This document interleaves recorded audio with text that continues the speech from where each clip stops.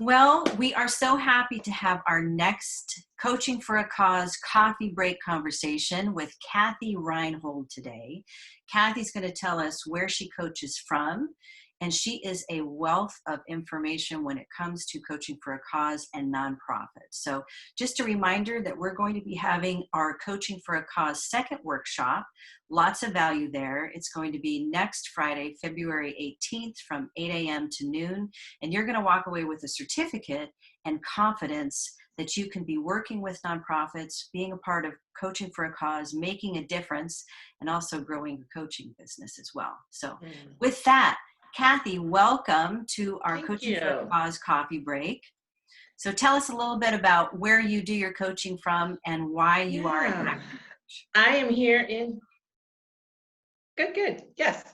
I've been with ActionCOACH for 5 years and really just love helping people after starting a nonprofit. You know, this Coaching for a Cause seemed kind of natural, and I love, just sharing my wisdom and experience. And so here in Houston, rather big city, there's several firms, but I've just partnered with a new firm, which is really exciting for me after being with Doug Winnie for 5 years, and now here I am. And that means I also got another Coaching for a Cause with this new firm, which is really exciting. So I'm doing two of them right now. So pretty cool.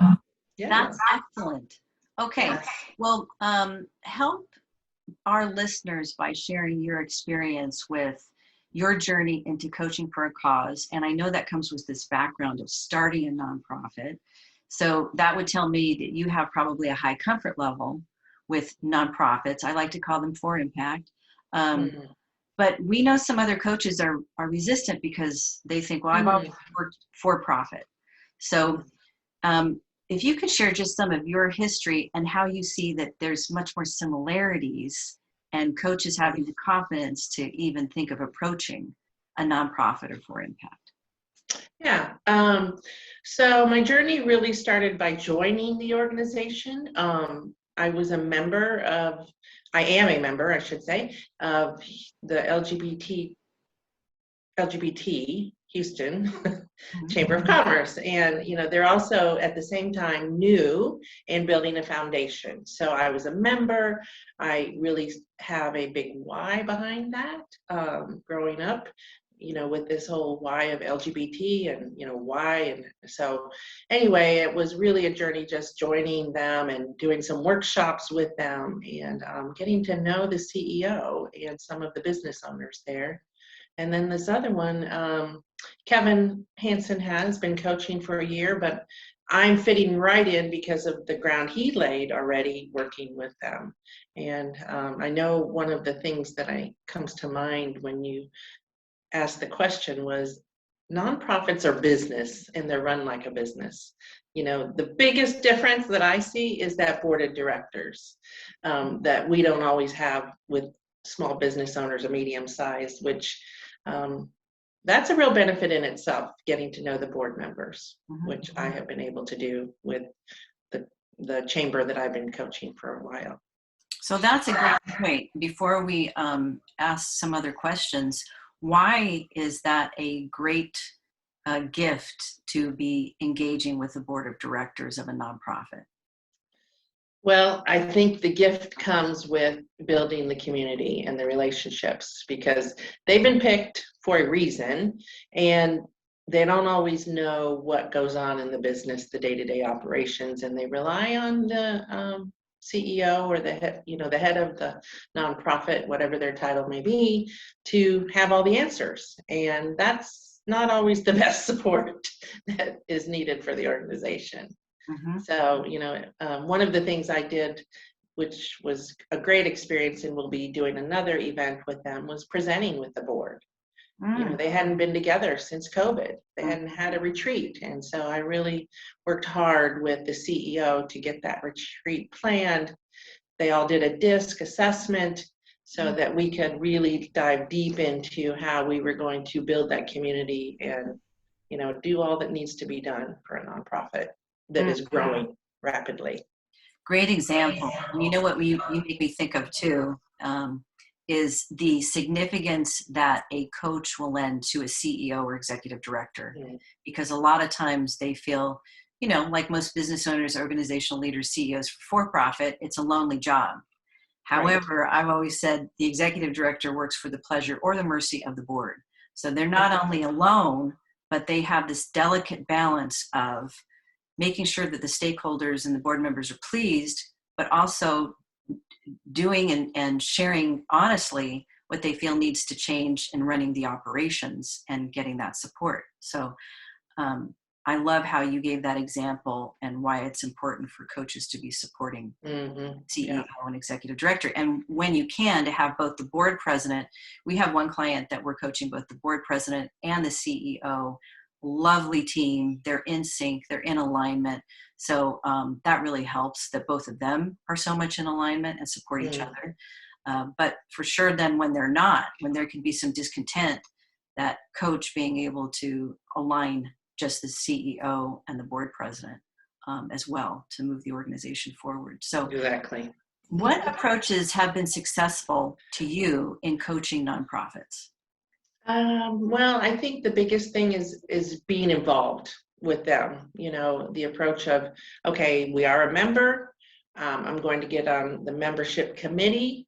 Again, because that was where I could be with business owners right away. So it was also a benefit for us as a firm to offer our services and do the workshops with them, as well as I mentioned the DISC and strategic plan.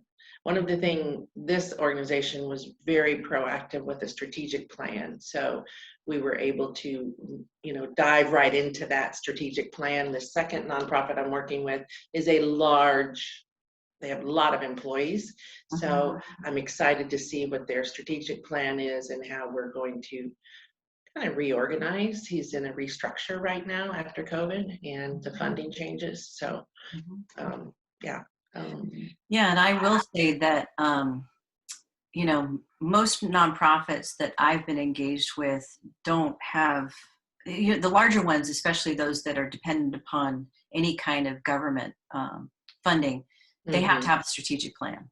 Yes. Most nonprofits don't. So again, they've been very social service centric. They've been focused on the client who is usually underserved, underprivileged, and how they can benefit from services. But they haven't had experience in anything related to best business practices. Exactly. So just coaches breaking down what they could show them in best business practices and implementing one thing would be helpful, but to create a strategic plan with them and to help them, empower them to create one is a really valuable exercise for them. What tools did you or do you use in the system in your coaching for a cause clients? Well, I was happy to hear you mention the workshop coming up next Friday, because that certification process was something I did that was first offered, as well as the alignment questionnaire in there is in the portal. That's very helpful. And there's also, I think, coming from your support of the KPI indicator strategic plan. It's aligned. And I use that as a benchmark. Here's where we are, and then we'll kind of assess at a year, how did it go and where are we now? So it's those tools, and I already mentioned DISC, and I mean, it's endless. Above the point is one that I taught at the retreat as well, the point of power. So of course the 5 ways is a little different, but they do need to know that this is a business, and we as a board of directors and a coach together will look at the 5 ways. So yeah, let's talk about that. We have a few minutes left, but the language that we use in terms of relating to the nonprofit sector, how important is that, and what makes for a winning approach to secure a nonprofit they can work with, as opposed to, my experience with some nonprofits is when you say business, they go, that isn't who we are or what we do, so you don't know anything about us. Well, and that's why I did write in my notes to be sure you do your research, and get some of that language down. before you jump right in and say, I want to coach you, do your research. Like I said, I was actively going to their coffee talks and things they were offering, and got to know Tammy pretty well, the director. And so it is a touchy thing. And I think that's, to me, the understanding more, if you pick the right one, they understand that it is a business. So, it's really needs to be lined out at the beginning, I think, with that. Great. I fully agree with you. What's one best practice tip you can share that's been successful for you? Well, what I like, because I'm very much about keep current, when you're researching or using best practices. And Joan Gary is one that is an expert. And I just over and over again, I get tickled by her. She's written books, blogs. I would say get on her list, whatever list you want to get on. She's got TED Talks. She's amazing. So, and I also would say, what we talked about, getting that mindset right up front about, we are business coaches and we are here to help you grow whichever area is the blind or the blind spot or the place needing growth. So. Yeah, great point. And by the way, I'm a big Joan Gary fan. I'm on her email list. She created something that I think is really value added, and I think it's showing nonprofits going from dysfunctional to fully thriving, and she breaks down all the steps in between when it comes to marketing, when it comes to setting up the board, when it comes to finances. So it's a great instrument that I use and I share with nonprofits and foundations that I work with. So that's something that, in fact, this will be a teaser. I'm going to add that to the workshop on February 18th, and you don't want to miss it.